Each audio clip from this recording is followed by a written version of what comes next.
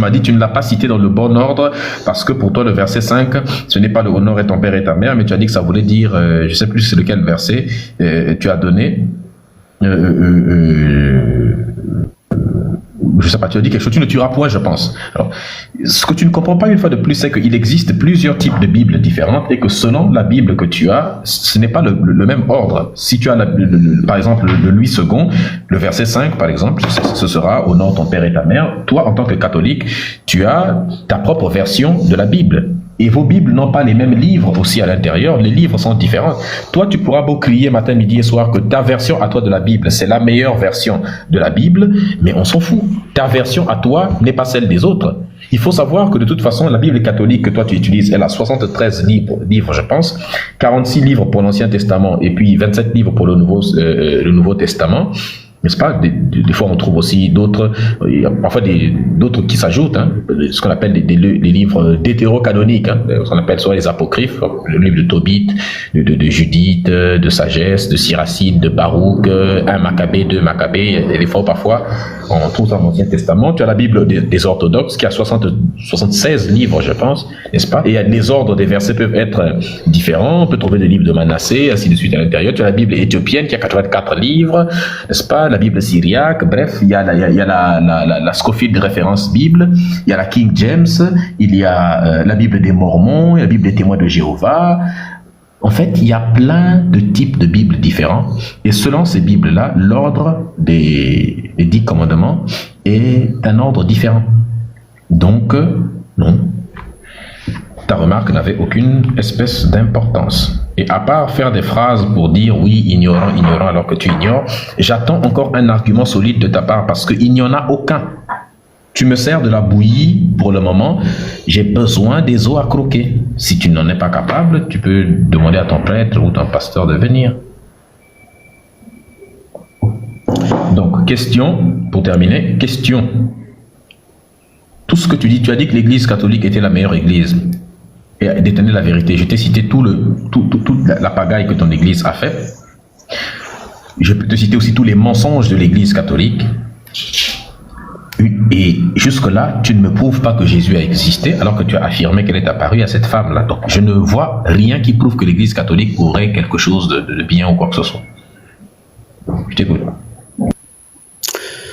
En vérité, je vous ai écouté attentivement et vous avez encore une fois de plus parlé pour ne rien dire, puisque vous pouvez tromper des ignorants comme vous, mais pas moi. Moi, c'est impossible. En vérité, vous êtes un négateur de la vérité, c'est-à-dire que vous rejetez la vérité, puisque vous êtes un négateur de la vérité. Et le problème, c'est que vous êtes aussi un menteur, un falsificateur, puisque vous mentez, vous falsifiez la parole de la vérité et vous dites le contraire de la parole de la vérité. Vous parlez beaucoup au lieu de parler peu, parce que celui qui connaît la vérité, il peut parler. Vous ne la connaissez pas. Moi, je vous donne un conseil, ne parlez pas. Pourquoi ? Parce que toute parole qui va sortir de votre bouche, la plupart, c'est que des mensonges. Quand on est ignorant, on écoute et on apprend la vérité. On ne parle pas, puisque vous êtes un ignorant de la vérité. Alors maintenant, puisque ceci, j'ai déjà parlé un peu sur cette vérité, maintenant je vais vous poser une question, si vous me le permettez. C'est une question qui est très simple et que je voudrais voir votre connaissance et votre réponse par rapport à la question. Est-ce que vous connaissez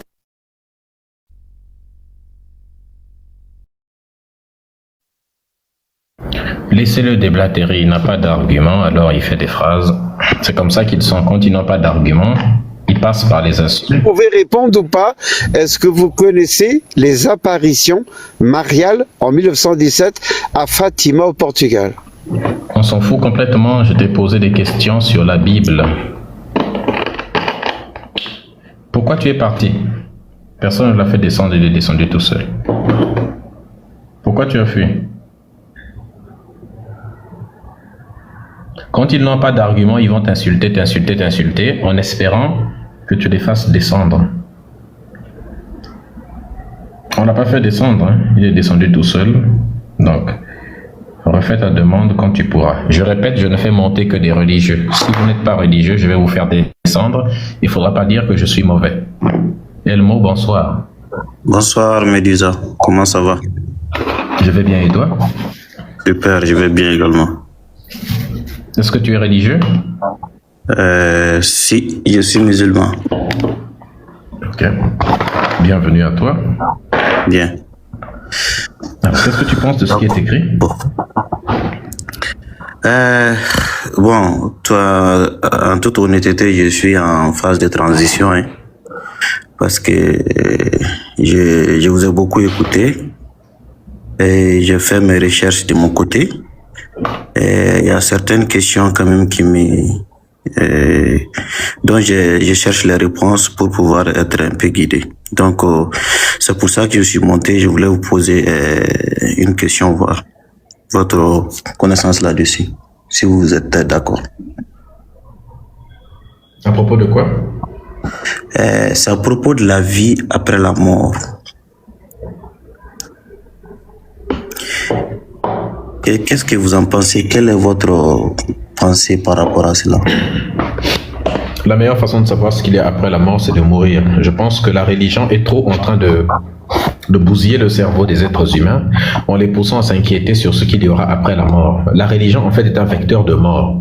Quand tu entends un religieux, à chaque fois la mort, mais la mort, quand tu vas mourir, et qu'est-ce que tu vas devenir? Mais si tu meurs demain, tu sais ce qui arrivera après la mort. Mais pourquoi les religieux sont si concentrés sur la mort? Pourquoi la mort? Nous, en Afrique, c'est pas la mort qui est important, c'est la vie. On considère même que la mort n'est pas la fin. Ne vous inquiétez pas pour la mort, ce n'est pas la fin de toute chose. Ce n'est pas la fin de l'existence. Ce n'est que la fin de la vie et l'existence continue après. Ce n'est qu'un passage vers un état, d'un état vers un autre. La mort n'est qu'un passage. Pourquoi les religieux sont si obnubilés par la mort? La mort n'est rien. N'ayez pas peur de la mort. Arrêtez de vous demander ce qu'il y aura après la mort. Est-ce que vous saviez ce qu'il y avait avant la vie?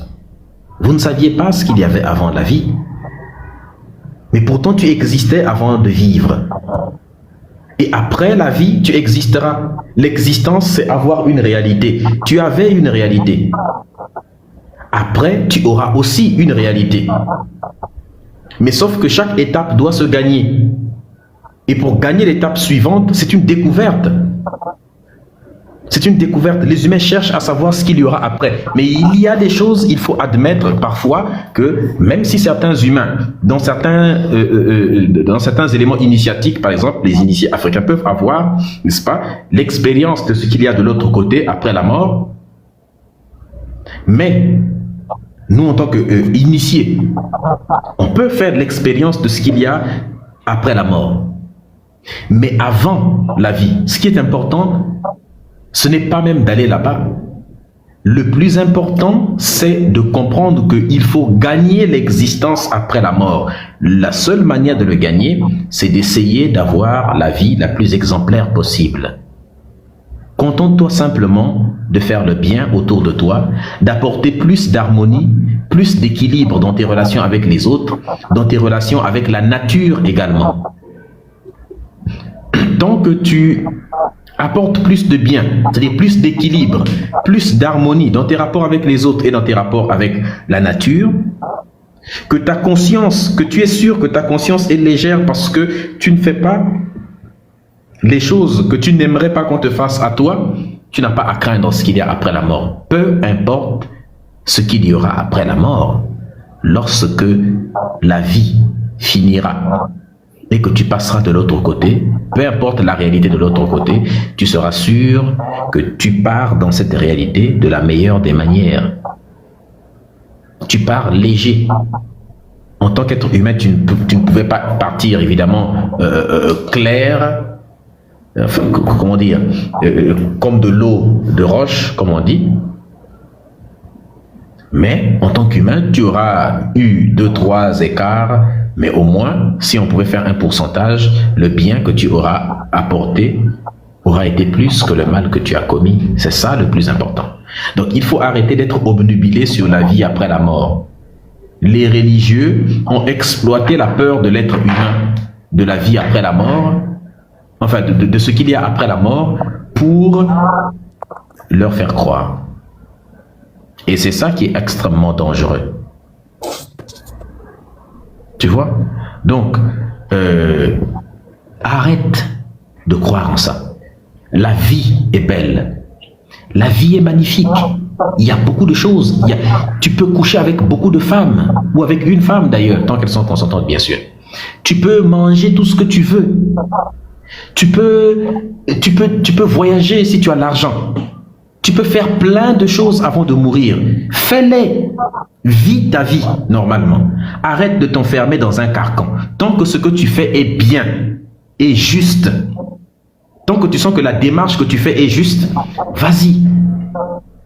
N'aie pas peur. La peur n'est qu'une illusion. Et la peur limite beaucoup de personnes. La peur limite. Il vaut mieux regretter les choses que tu as faites plutôt que les choses auxquelles tu as renoncé parce que tu avais peur.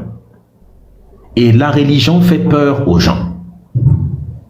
Donc, il faut s'affranchir de cette chaîne mentale qu'on t'a mis et arrêter d'avoir peur de ce qu'il y aura après la mort. La meilleure façon de découvrir ce qu'il y a après la mort, c'est de mourir. Les religieux te disent qu'il y a le paradis là-bas. Eux, ils savent ce qu'il y a après la mort. Et oui, le paradis, aucun imam ne veut mourir. Aucun pasteur ne veut mourir. Pourtant, ils savent qu'après la mort, ils sont censés aller au paradis. Mais aucun d'eux ne veut mourir en réalité. Ils veulent tous s'accrocher à la vie comme des sangsues. Aucun rabbin ne veut mourir. Tous les grands religieux là, aucun d'eux. Pourtant, on ne peut pas aller au paradis sans mourir. Donc, ne crois pas en ce genre de choses, n'est-ce pas? N'aie pas peur de la vie après la mort. Aucun des religieux ne connaît ce qu'il y a après la mort. Je dis bien aucun des religieux. Tout ce que la religion te dit comme des choses qui sont après la mort, ce sont des mythes. Et on peut te dire chaque mythe, dans quelle culture ça a été copié, dans quel texte on peut te donner des sources, dans quel musée ça se trouve.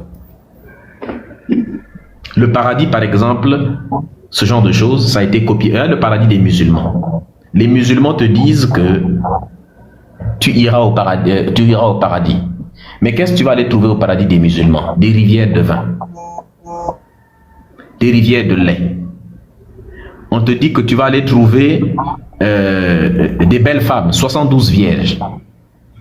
Donc si tu demandes à un prêtre, à un imam, qu'est-ce que je ne dois pas faire sur terre pour aller au paradis? Il va te dire, pour gagner la vie au paradis, tu dois éviter les femmes, tu dois éviter l'alcool, tu dois éviter l'alcool, tu dois éviter les femmes, tu dois éviter de suivre l'or, et les diamants et tout ça.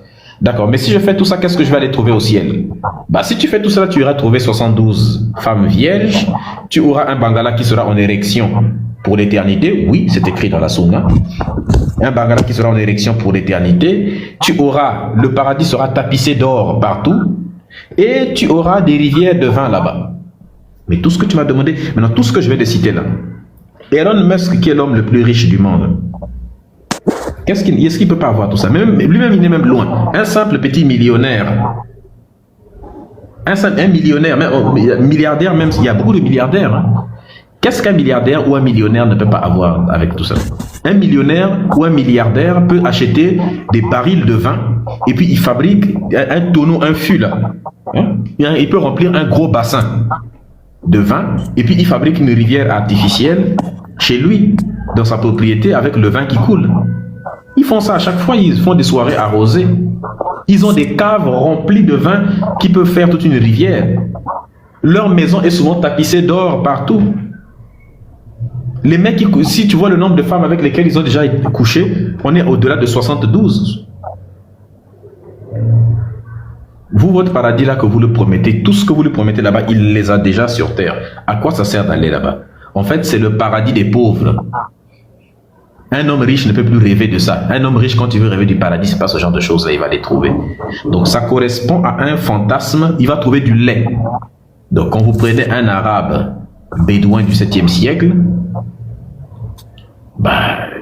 les rêves pour lui c'est d'avoir l'eau, le lait, les femmes, parce que les mecs ils culbutaient les chèvres peut-être. Donc les femmes, parce